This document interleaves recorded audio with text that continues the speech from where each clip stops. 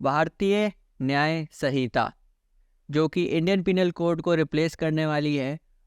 उसके साथ जो भी कंट्रोवर्सी आ रही है हिट एंड रन के लॉस को लेकर, उसको देखते हैं। तो हाल ही में ऑल इंडिया ट्रांसपोर्टर्स ने एक नेशन वाइड स्ट्राइक का ऐलान कर दिया है 1 जनवरी से लेके 30 जनवरी 2024 तक,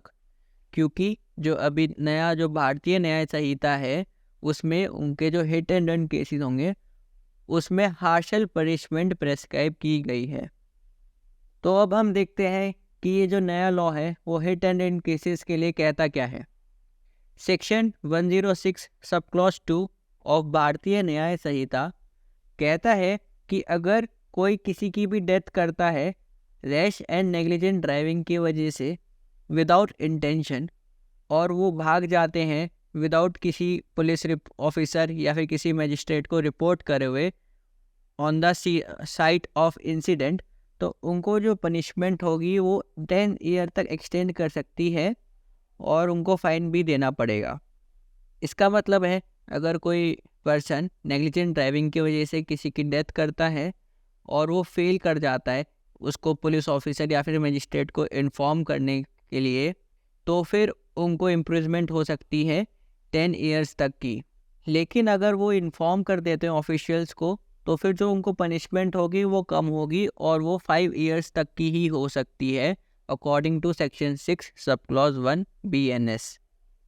पार्लियामेंट का इंटेंशन यही है कि हार्शर पनिशमेंट दिया जाए अगर कोई ड्राइवर एस्केप करे और लेसर पनिशमेंट दिया जाए अगर वो इन्फॉर्म करे।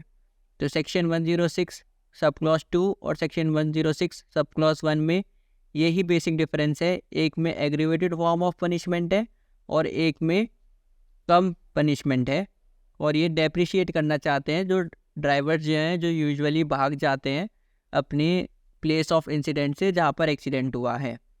जो ड्राइवर्स जो हैं वो ये कह रहे हैं प्रोटेस्ट करते हुए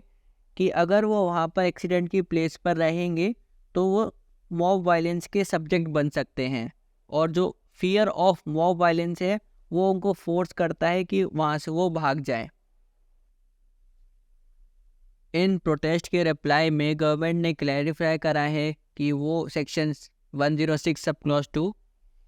BNS आफ्टर कंसल्टेशन ही इन्वोक करेंगे,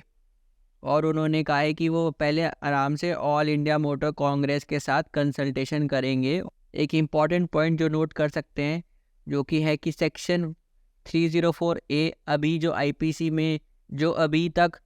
कॉजिंग डेथ बाय नेग्लिजेंस को रेगुलेट करता है उसमें अगर drivers rash and negligent cases में बस 2 साल तक की ही सज़ा पा सकते हैं, और अब ये इंक्रीज करके 10 साल तक कर दी है। एक ये इंटरेस्टिंग पॉइंट भी है नोट करने के लिए कि सेक्शन 106 में अगर कोई डॉक्टर डेथ करता है ड्यू टू मैकेनिकल नेग्लिजेंस किसी की, तो उनको लेसर पनिशमेंट होगी, उनको बस 2 साल तक की सज़ा हो सकती है।